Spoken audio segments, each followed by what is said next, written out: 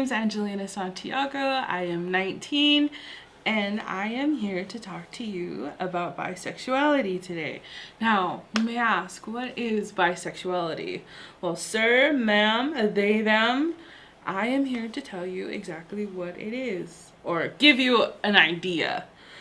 So, I would say bisexuality and pansexuality are the same thing. An attraction to two or more genders. You don't discriminate, basically, madam. But it's an attraction to more than two genders. The dictionary term of bisexuality is to be attracted to both men and women, but it's more than that.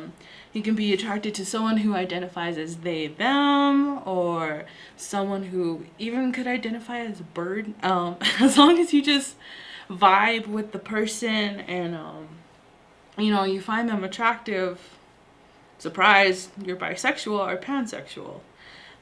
Really, they're the same thing. Some famous celebrities that are identify as bisexual are Megan Fox, Drew Barrymore, and Billy Joe Armstrong, the guy who sings in Green Day.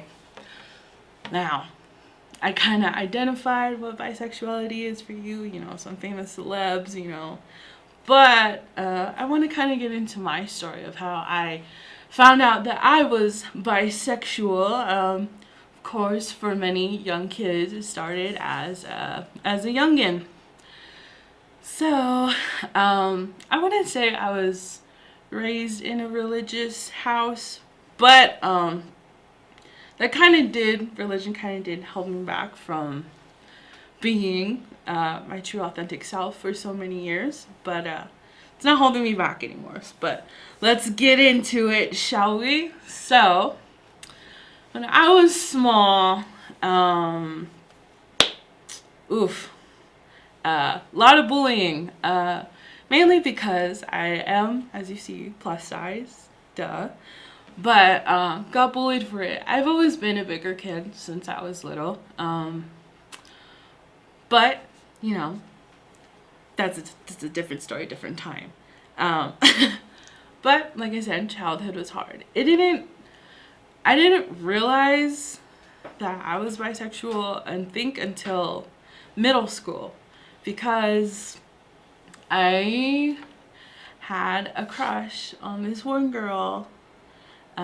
She didn't go to my school. It was from a different school. But oh my gosh, hardcore crush. Couldn't stop thinking about her. I was like, she's really pretty, and, I just kind of like want to get to know her, what is she about? And I went to a religious school. I'm not going to specify which one, but I went to one, and my mom and my family, very loving, very accepting, they were telling me, it's okay to be your true authentic self. And I was getting like two different sides of a very different story.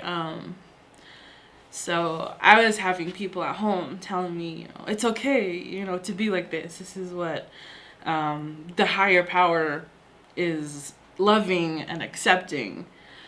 But then I would go to school, and, I'd have people, questioning me, the religion that I was brought into from a very young age, questioning me, like, does he really love you?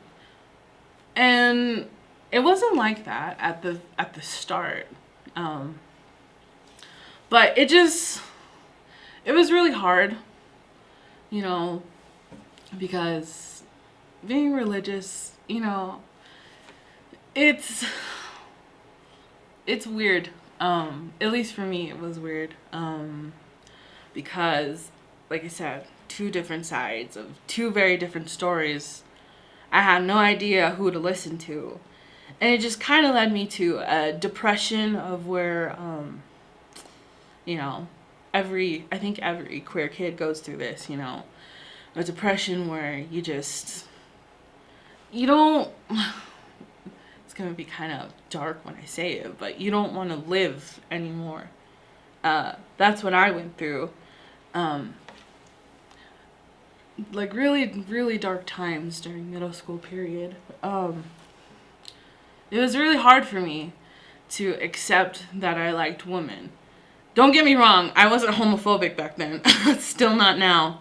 But, you know, it was kind of hard for me to accept that, well, this isn't right, you know. You still have, I think for every queer kid, you still have that fear, even though your parents are accepting or whatever. I think you still have that fear that they're going to reject you, or they're going to be like, oh, it's just a phase, or, oh, you know, just don't pursue it. I mean, it's okay, but don't pursue it, you know. Like I said, my parents are very accepting, but, you know, there's still that fear of, you know, being abandoned or being tossed out or, you know, being unauthentic to your parents. And it was like that for a while. You know, I never told them. I think I didn't tell them until like I was like almost done with high school. You know, when I was getting ready, about to move to college. And then I was like, yo, listen, I like men and women. I didn't even kind of actually tell them. It just kind of came up in a conversation with my mom. And she was like, oh, you like men and women? I was like, yeah, I think I'm bisexual. She was like, oh, that's cool.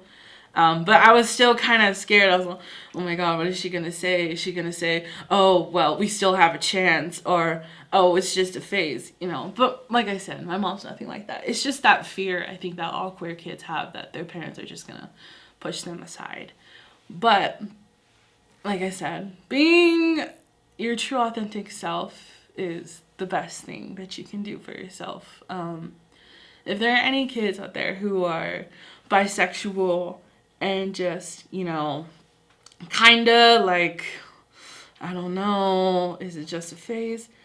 If you're questioning yourself, that's good. You know, find out for yourself. You know, you could be straight, but, you know, you just want to know, and that's good. I think this should be talked about more often, you know. We're finally coming out of, you know, this whole era of like two genders and man and men and woman is supposed to clean kitchen, men do powerful stuff. You know, we're finally coming out of those toxic norms.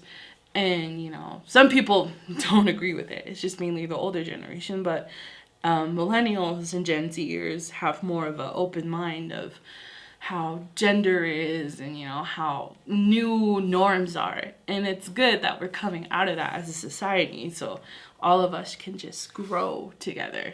But yeah, that's basically how my story with bisexuality is.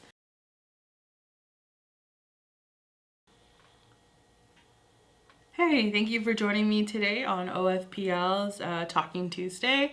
I'm Anjolina Santiago, and I hope you guys have a really good rest of your day.